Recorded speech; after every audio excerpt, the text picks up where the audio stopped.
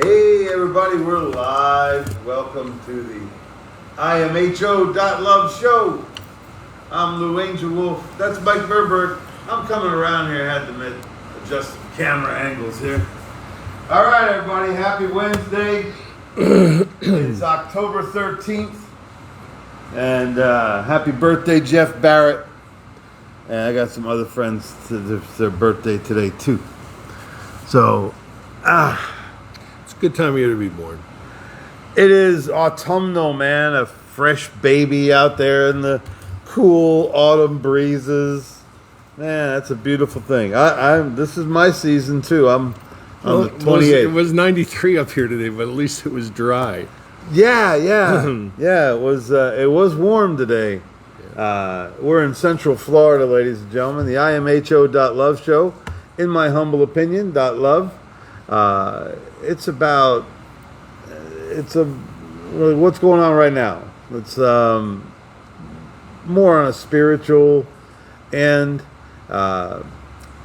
We also, the CE5, the Close Encounters of the Fifth Kind, or the HICE, Human Initiated Contact Experiences. Let me break in. You know what would be a cool thing for you to do? What? Tell them about the shadow guy. And I want you to write a poem about him. Oh, absolutely. Yeah, Okay, I'm already thinking about it. Yeah, I will. I'll get right to it. Cool. And we have the biggest meeting of CE5 enthusiasts, sky watchers, whatever, online. And we meet regularly when there's no moon every month. We meet here at the ranch. Had extraordinary sightings, extraordinary people, extraordinary energies. This is a really, really blessed place out here in the country, out here in West Central Florida. Really kind of an amazing, just the whole energy of this place and this is where we do the show live from every week. And we try to make it every week on Wednesday nights at 7:30. Like, share, subscribe, share it with your friends. The show's completely non-monetized, and we're speaking our hearts, man. And thank you for tuning in, watching, listening, however you do it. Thank you. Several months ago, after the show, we have this is a beautiful studio here, and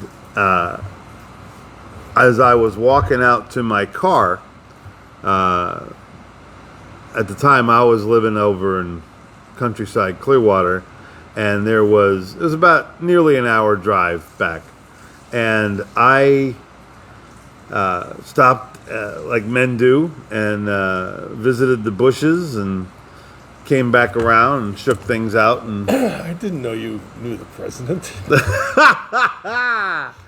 Yeah. He's not hiding out here, though. Yeah. So, and as I came back around to go to the side of the car, I was driving the toaster, and as I came around, there was a shadow dude. There was a 5'5", 5'7" guy, smaller build, medium build, and he's got some kind of hat on, and he ducked behind a pole, and it was pretty real. He's a shadow guy, a shadow man, a shadow image. What else do they call him? The shadow people. Baird, shadow people. Baird was a shadow guy experiencer. They're rare. Steve Baird, who is the reason Mike and I actually met. He's the third musketeer. He is. Yes, he likes sitting in the back too. Yeah, nice. These shadows that move, all right, and I called Sue on the way home and told her about it, and we talked, and she's a hypnotherapist and Were you still excited about what had happened to you? Oh yeah. Or were you still under the influence of it? Yeah. Well, you realize that's evidence. That's not hearsay. That's nothing. That's admissible evidence in a court of law. Really? Yeah. Wow. Yeah. How's that for a... Well... Didn't waste the money on me. Yeah. That's funny. I got a couple of free sessions with her, though, I think.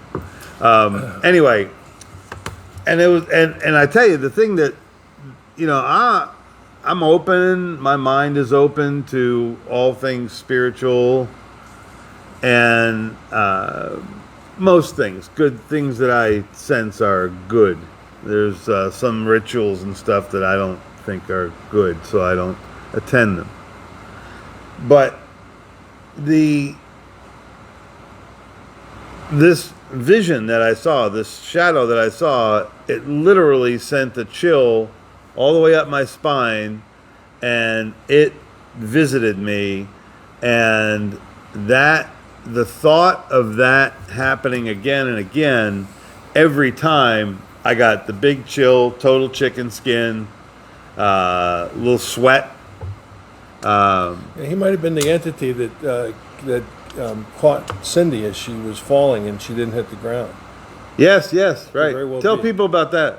Yeah, we had one of the members here who came a little bit early, and the lights were all off, and she went in the back to park and get the stuff out of the back of her SUV, and she had both hands loaded as she's going out to the center of the circle.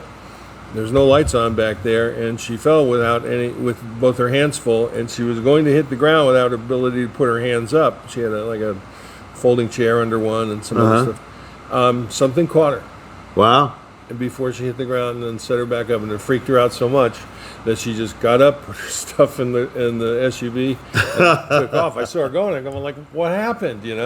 So yeah. Did she explain it to you then or later? Yeah, somebody else explained it to me. Oh, okay. So wow. That's hearsay, but what are you going to do? Well, that's this place here in a beautiful little town called Darby, Florida. There was a Civil War battleground not far from here. Yeah, but yards away. Well, no, it wasn't a battleground. It was the last Indian raid east of the Mississippi happened within 2 miles of here, and many people It happened at the Dade homestead, and nobody remembers exactly where the Dade homestead was. So it's within 2 miles of here, but I have my suspicion that it may be at the top of the hill, at the highest point, within, let's say, 5 miles. And it's close to it's a half a mile up from the creek, and there's freshwater ponds and lakes on 3 sides. Okay. So yeah, that's where that tree is that I like. Right. I'm going to go photograph that tree. You think I could jump the fence? And that's the tree you're talking about is in the back there. Yeah. No, I don't think you can jump the fence. Okay. But yeah, the owners. I got a Canon with a big ass lens on it. I'll just do it that way. It's a great picture. I mean, if anybody has a drone that takes photographs, it's a gorgeous tree. Yeah. There's something about it, man. It's really got an attraction to it. Well, anyway, back to the shadow guys.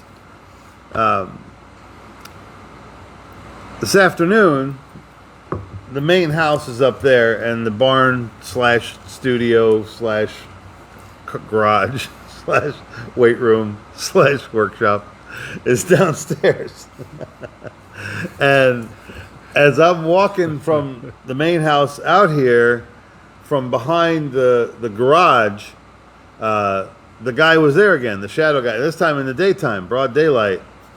And he did the same thing like he always does. I think he's kind of a joker, like a Cocapelli, like a jester, like a teaser. Yeah. Because when he lets me see him for a second, and then he jumps back. Yeah. And I don't know whether he's just snickering or whatever. But some of these things are really, really odd. When I was in North Carolina in 2017, I watched it was a pixelated form. This is the best way I can describe it. It was in broad daylight, noontime, and the wind on the tobacco fields was starting to blow, and these little tornadoes were coming up. They're dried red, kind of clayish. Yeah. And then all of a sudden, I saw a deformation of the little whirlwinds that were coming up coming vortexes. Coming across the field. And I was like, "What was that?" Mm-hmm. I mean, I look for that stuff. I look for. Was it human shape, or just... It was. Yeah, I was human-like. The best I can. Some small, less than 5'7", less than about 5'5". But I watched it, and then as it got out of the vortices, it came across the field that's close to the roadway, and as it crossed the roadway, it became completely clear. You could see some distortion of the other side, but it was so minimal. Wow! And then it crossed the road, and on the other side of the road there was like a stand of oak and other hardwoods, and then across the road it pixelated into what I would say is a human-esque kind of form. It had the box, right, pixelations, and then it changed color, and then it repixelated as it entered into the forest. It was like wow! Wow! Yeah, that was How cool. long of a sighting was that? This was probably 5 to 7 minutes. Oh my! Yeah. So it stayed with you. Yeah. Oh yeah, wow! Yeah, it came across. It looked at me. It stopped to look at me. How did it make you feel in its presence? It was cool. I was like, wow. I was like, I really appreciate you. You weren't afraid? No, never. Okay. Right. Never, Right. no. Okay. Well, I didn't think you would be. No. But tell people why you're not afraid. Well, because the universe is based on love, and if you understand that, then you're never going to be afraid of anything, not even death. Yeah, man. Yeah. I mean, it doesn't sell freaky movies, but that's what it's all about. No, it's like I said the other night, man. I'm in love with my Creator. Amen. Yeah. Amen. Sure. I mean, who gives you everything? Ah. It's like, why not be in love with your Creator? And it brings us to the commandment, the second commandment. I'm in love with the guy that's not for me. The other thing is, thou shalt love the God with a heart and a whole soul. Slow down a second there, Catechism boy. Well, the second one is, the first one is, I am God, thou shalt have no other gods before me, I think. Right. The second one is, just said it. Name in vain, I think. No? Yeah, it'll come back. All right. But needless to say, thou shalt love thy God with thy whole heart, thy whole mind, and thy whole soul. Right. Okay? Sure. That's a tough job all the time, Ah. But if you understand that it's like in being in love with somebody. Once you understand you're in love with that person, that underlying current does not change during your present reality. So when you're in love with your Creator, it's kind of the same thing, but at a completely pure and spiritual level. Yeah. Well, Yeah. that it sounds like a level that you try to achieve. It's that the acceptance of your energy outward going and the acceptance of the energy the Creator gives you back. Yeah. It's this constant surge of energy in, energy out. And within that surge is the divine balance. So, yes, the shadow guy, I hope he comes back. I'd like to talk to him, see what he wants. Yeah. And, because even though as wondrous as the human eye is, which is an absolute, I mean, it's, if anything points to a creator, it's the human eye. It's beyond art. Well, as if you're a guy. If you're a girl, it's the human ear.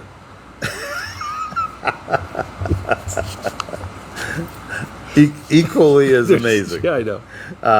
Almost. Eyes, the eye thing is just amazing. I'm definitely a colorist. Oh, the colors and the shapes and the dimensions and the shadowing and it's just it's a treat. So whatever this energy is that's here, I don't know how long it's been here. I don't know how long I've been here. So we have the limitation of our wondrous eye. There's dimensions that we're living in and walking through every day that we're unaware of. We're just, because they're peaceful dimensions, we can pass in and out and, with kind of unnoticed. We are the ones that when you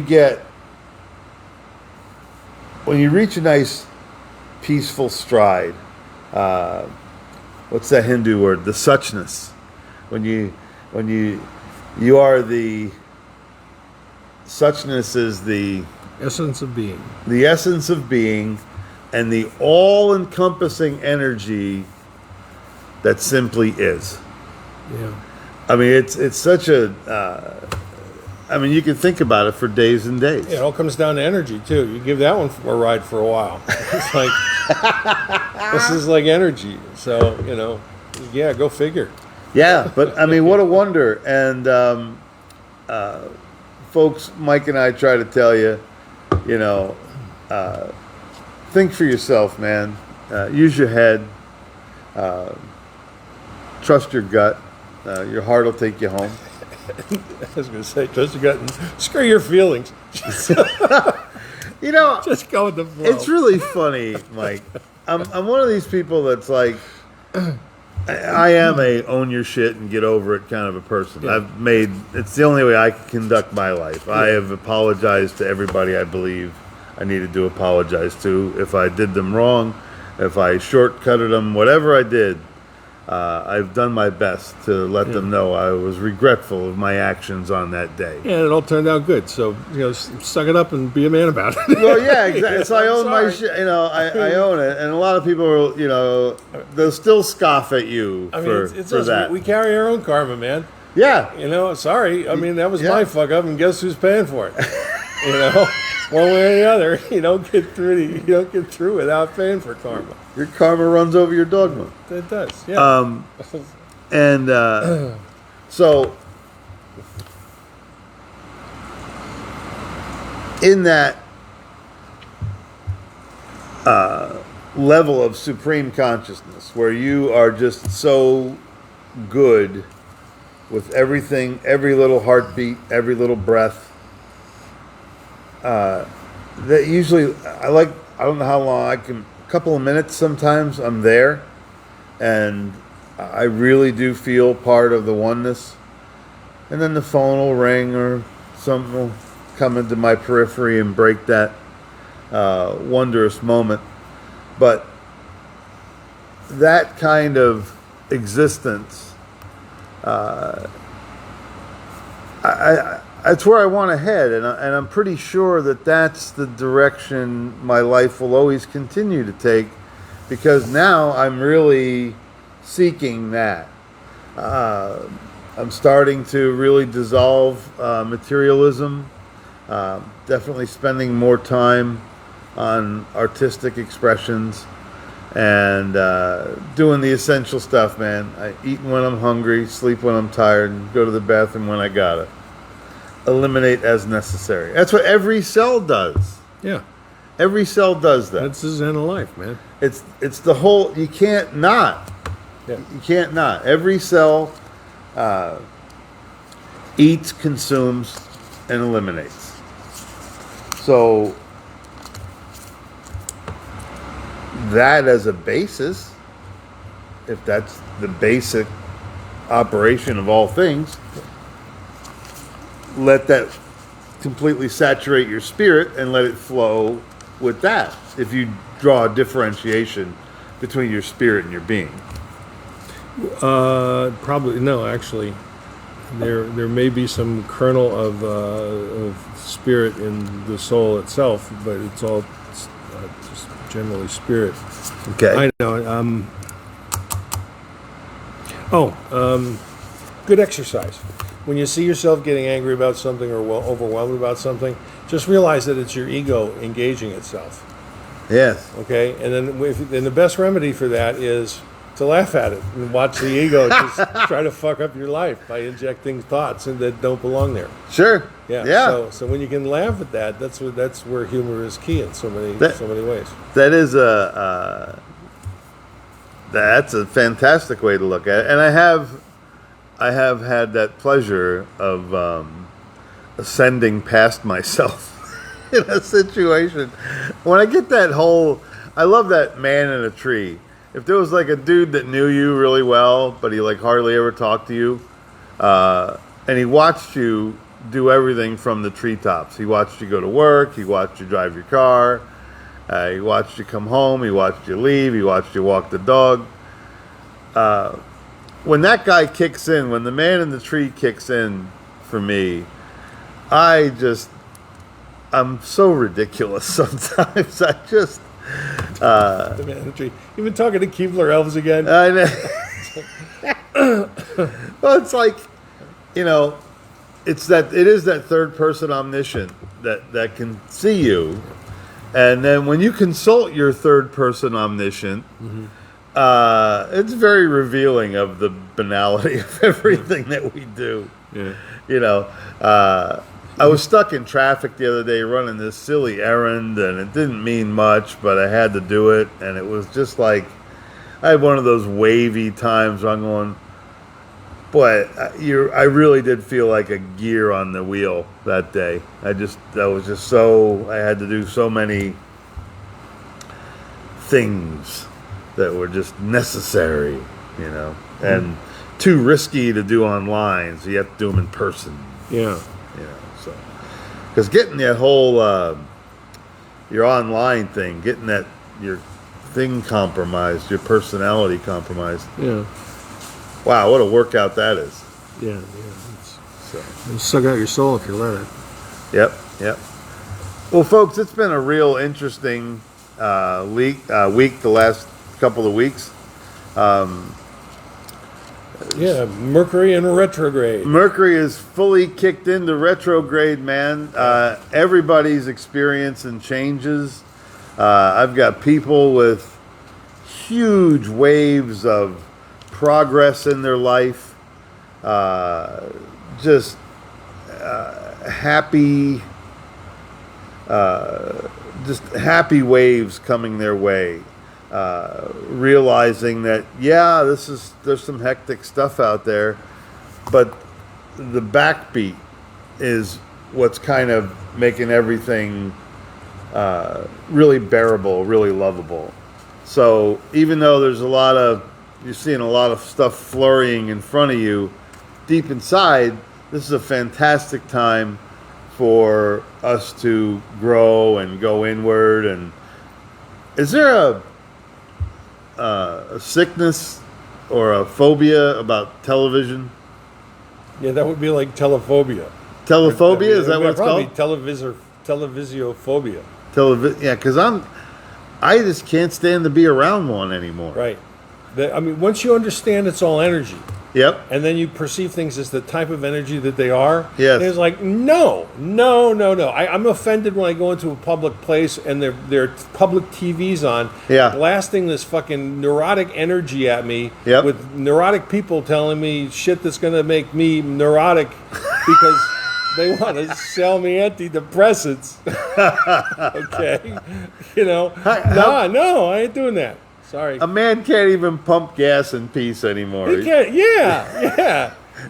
Gas station TV, they have it right there.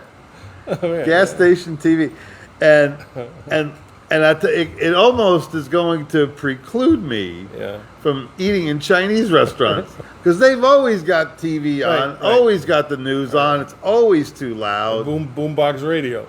Yeah, man. You know. And everything is energy. Everything is frequency. Right. Don't people understand that if you set the mood with music and calm things down inside your place of business, that everything is going to flow better?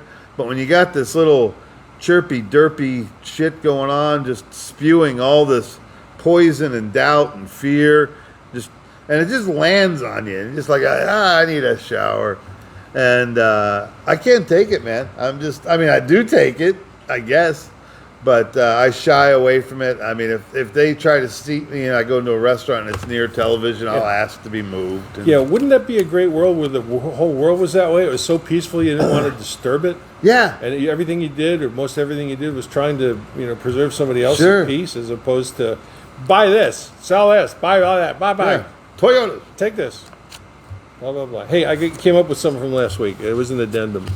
Hang on, I just wanted, because I've come 360 on this. I used to sleep with the television on. Right. For company when I was on the road. It was stupid. Right. But I knew I was getting messages while I slept, and they were unhealthy. So anyway, I'm sorry. No, that's just. I went from 24-hour-a-day television to no hour-a-day television. Well, and it's not just, it's not a video feed. I fell asleep last night. What I do is I listen to TED Talks. Yeah. And I listen to other stuff that I find interesting during the day. Sure. And it plays at night. And but I fell asleep to it last night. And I wake up to the history of Scotland. Nice. You know, and they're talking about William Wallace. Okay. Okay, what few people don't know about William Wallace, and it's great. You know, the Mel Gibson deal was a great movie. However, they took a lot of license with William Wallace. William Wallace lost his wife. He was very young. He was 21 or 20. And the English had come and they'd taken over the country as overlords. They didn't conquer it, but they kind of swindled their way in. They're in Scotland. They're in Scotland. The English are in Scotland. Right, yeah. The English come over and say, hey, you're going to have a kind of a civil war here, so just put this whole deal in our indenture, and we'll take care of it for you until you get your crap taken care of and decide who's going to be your king. But they decide that, well, we don't care. We're going to stay. We're English. That's what we do. So what happened is Wallace had lost his wife the year before, and he's fishing in a salmon stream. Yeah. Okay. And he's catching salmon. He caught a whole bunch of salmon. Right. Okay. And 5 English guys, soldiers, come up to him and they say, "Well, we want all your salmon." And he basically says, "The hell you're not. I'll give you half, and you're more than welcome to take half. I can sit here and fish all day." But they say, "No, we want more." And then one of the Englishmen pulls out his sword, and William Wallace takes his fly rod and disarms the Englishman with his fly rod, then takes his sword, cuts his head off, cuts the heads off of the next 2 guys, and the other 2 guys that were left ran.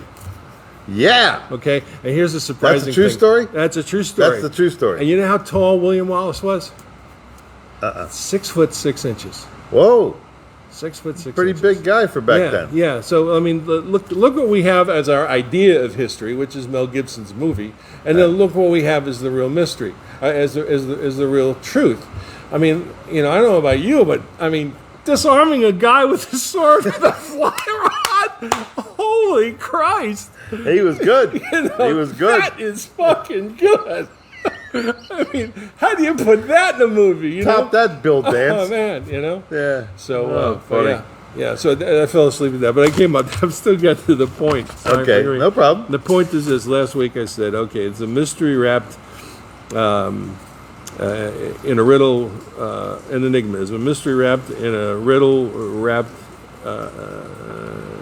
in An enigma. tortilla. Okay. Okay, it's a mystery wrapped in a riddle, wrapped in an enigma. Right. Wrapped in a tortilla. And you know what any enigma is? What's that? It's a mystery wrapped in a riddle, wrapped in an enigma, wrapped in a tortilla where you don't give a shit. An enigma. An enigma. Oh, that's funny. Funny. It took a year. It was a long delivery, but it was okay. The old scatological punchline. This is why I don't do shows. This is why I don't do stage work. Well, there'd be some interesting moments. I know people would be clapping with their hands like that, Just missed it by that much. I've been real blessed the last several weeks. I've had work doing comedy. Got to see some old friends and just go. And I just got moved in, and it's so nice to do stand-up again. People are so happy to be outside and gathering together and laughing and just enjoying themselves. And it's I'm so blessed to be amongst that group that is moving that way. And thank you all the club owners and everybody that's letting comedy live again. And thank you all the comics that are out there working. Let's do it right, man. Let's do it for the right reasons. Just, don't pinch anybody for $50. So, in case you were looking at my face and you go, "What happened to Lou, man?" I shaved off my Fuji, my little wizard thing, my Van Dyke. I don't know. I was just looking at it, and it was kind of raggedy, and then I started trimming it, and then it got worse. Yeah, So- well, you got to give it a clean shave every now and then. Yeah, so I get some fresh whiskers out Yeah, there. well, see, got anything growing on underneath. yeah. Let's get real about this. We're There's a aging. family of moles up here like on my that. lip. Yeah. Yeah, funny. But so yeah, I'm gonna be clean shaven for a little bit till I get tired of shaving again. Then I'll let it grow It's back. like 3 days. See, later. yeah. See, so if you got the Van Dyke, and you miss the cheeks for a while, or miss the chin for a little bit, it's like it's kind of like an unmatching set. Well, you're going for as much vitamin D as you can get while the sun is out. Yeah, it's yeah. Because the days are getting shorter, so it may be like an evolutionary thing, But I may miss the fur on my face. Yeah, well, Okay. you would do that if it were Idaho. No, Feel like you'd be Idaho. growing hair this time of year. I'm going back to Idaho, man. This is interesting. My friend Lou White wrote this incredible book called Fossilized Customs. The more you read it, the more incredible it is. It's just, there's so many just top quality, really well researched topics. And there was a finding many years ago to prevent the influenza virus and the common cold. It's a syrup derived from the plant Sambucus nigra, which is also the black elderberry.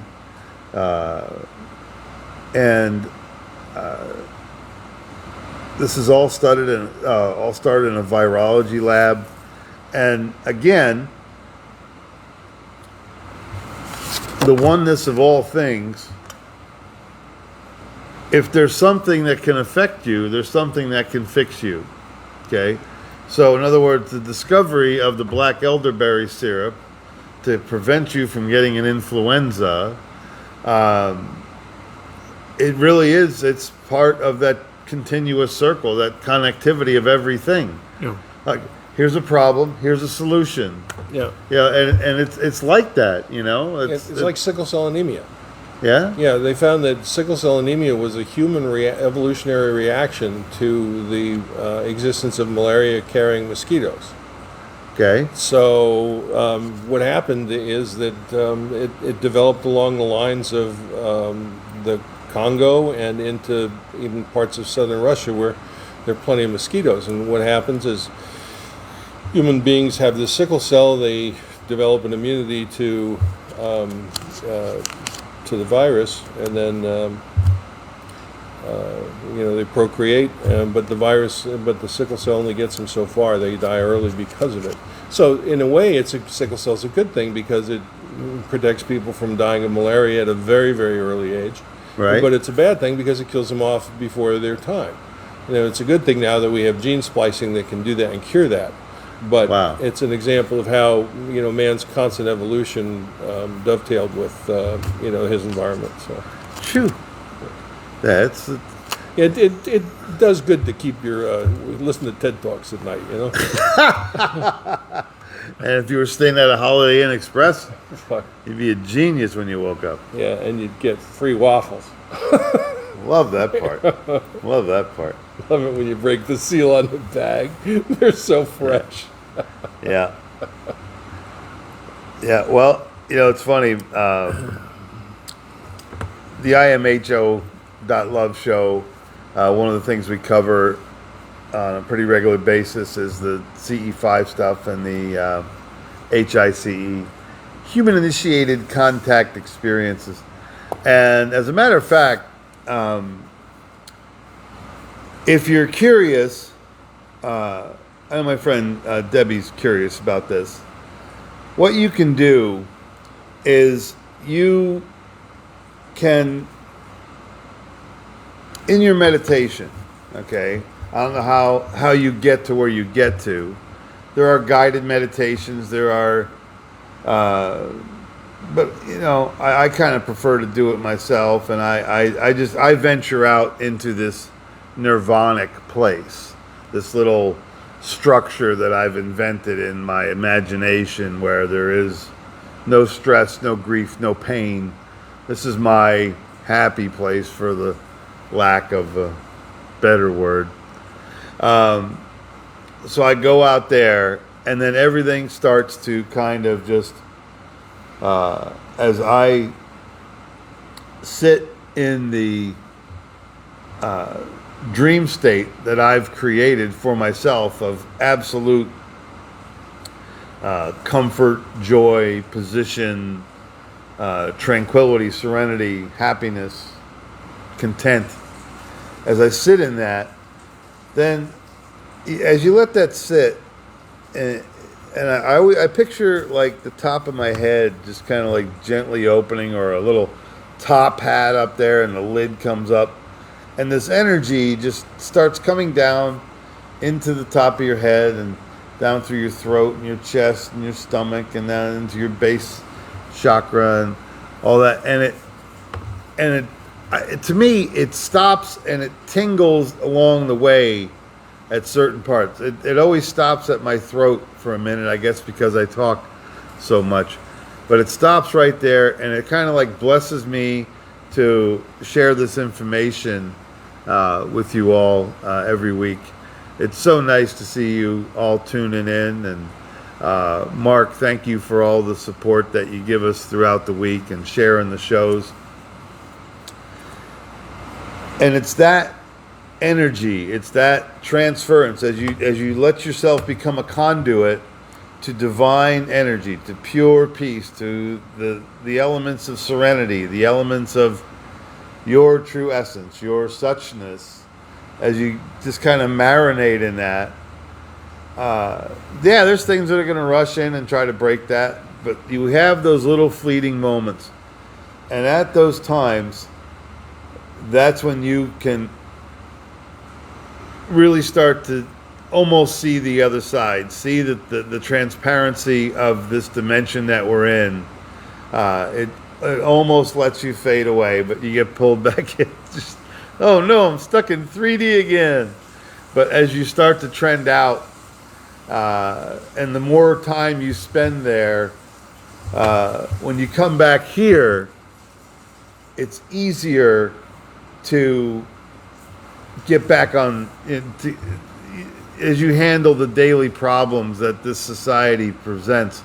The more time you spend over there or out there, where you think it is, but the more time you spend away from yourself and all of this, as you go through the day here, you have an energy that is admirable, and you go along peacefully, and you go along quietly, and you accept things as they go. You stand up for yourself when you have to, but in a gentlemanly kind of way if you're a man, or a kind way or a ladylike way. Yeah, just don't pretend you're Dave Chappelle. Yeah, there's only one Dave Chappelle. I haven't seen that special yet. I hear it's good. Yeah. Well, I can't say words because I'm not African American, right? Like he says them. Right. or Exactly. Sure. here or anywhere else. So yeah, it's very, it's been said for many, many years that the comedians will be the voice of society, and in many ways we have been. I mean, Lord Buckley and Lenny Bruce, and well, if you silence the comedians, then society doesn't have a mirror to put up in front of itself. Sure. Just, and Chappelle breaks through. He has broken the cancel culture on that one. Yep. Good. It needed to happen. Yeah, Damon Wayans backed him the very next day, on day 2 of the show. Said, "I'm behind that guy 100%." Good. Two great comedians just banding his brothers. But it's kind of funny. One of the part of the skits is like he goes, "You got a white woman, and then they're watching African Americans, being slaves, and the feminists are trying to do the same thing the blacks are doing. Why the fuck did they then get together? What's going on? Why not?" You know, I mean, what about this whole thing don't you recognize as part of your struggle?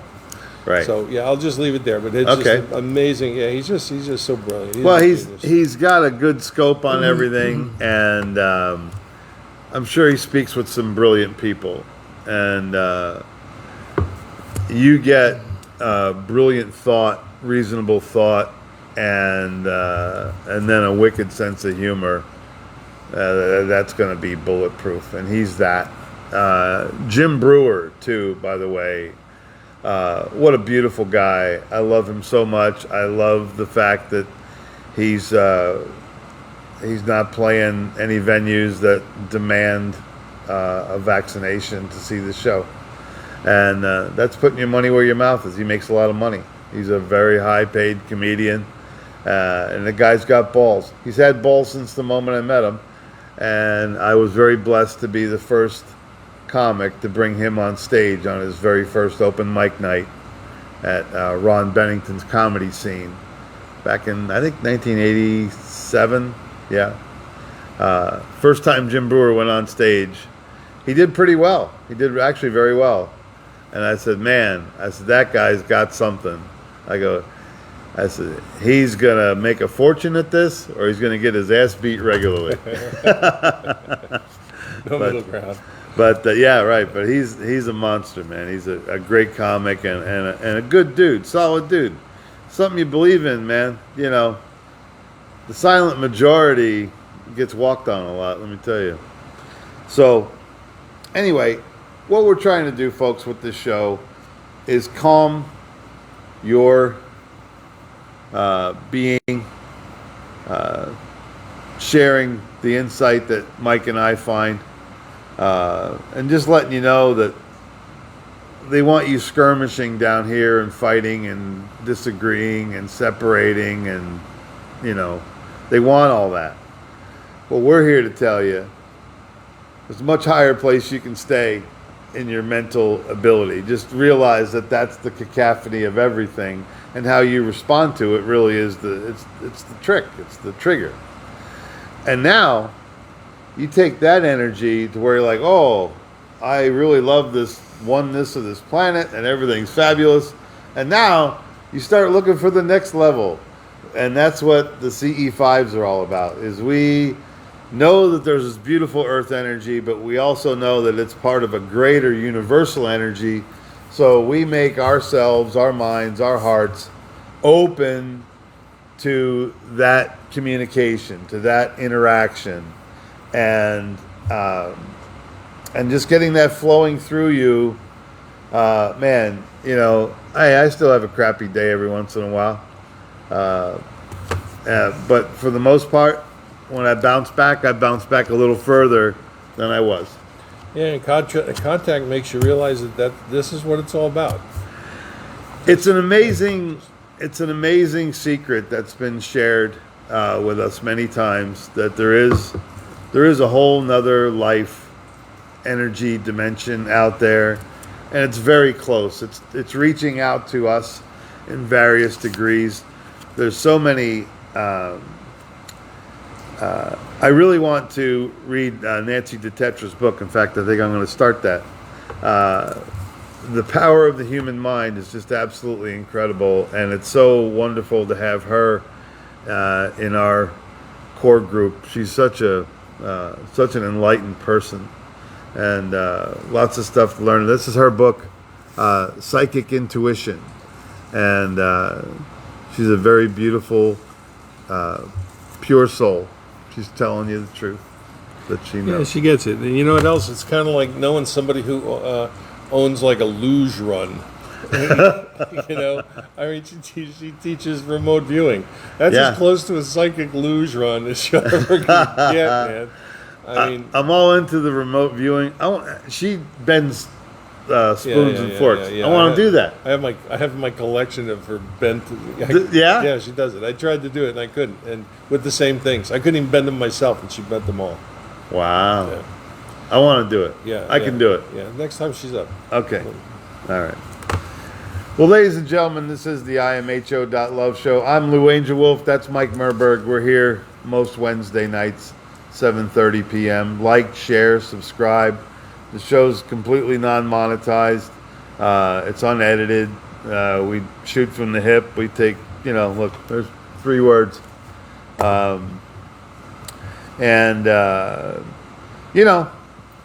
We're here for you. We love sharing what we have discovered. We don't nitpick. It's all, you ever seen the cartoons like when Bugs Bunny's running away from somebody and there's this big raucous in this room, but then he makes it and slams the door behind himself, and then the raucous is trying to come through the door, and he's standing there panting. That's us. But we're holding the door for you, baby. Yeah. So, if you like my clean-shaven face, let me know. Put it in the comments on the Facebook Live. This show also shows up on YouTube, BitChute, Podbean. Did I say YouTube? Yeah. Yeah, YouTube and Facebook. Just go to the Lou Angelwolf site. You can post them there almost immediately, so you can catch them there and then send them out to your friends. Yep. And of course, the home site is imho.love. It's available now on the Lou Angelwolf homepage. We switch it over to the fan club. Our friend Kathy McGuire does all that switching around. She may be I know she was very busy. She had a big project, a 007 thing that looks like it went very, very well. And congratulations, Kathy. So, ladies and gentlemen, thank you so much for tuning in and spending your time with us. We love you. I'm out here at the ranch full time now, so it won't be so rushed sometimes, because sometimes I was screeching up to the door and running in and doing the show. Now I can have a little more prep time, and I'm starting to create, starting to write, taking the rust off the bolts. I'm in a good place, man, and thank you, because I know part of that placement is you all. You send us love, you send us energy, you send us good thoughts, you share our opinions, you deflect our opinions, you teach us, and we couldn't be more grateful for you. Thank you so much. Did you want to say anything else, Mike? No, I'm good. I'm going to button it up. Hey, thanks everybody. You guys were awesome. And it's October 13th. We'll be back on October 20th. That's a Wednesday, I believe. And thank you so much. We're up to 462 on the meetup. Just 462 462 on the meetup. Yeah. Yeah. Roommate with the shadow man, Mark Cunningham says, oh man, I don't know, but well, you probably wouldn't take up much room. All right, buddy. Thanks, everybody.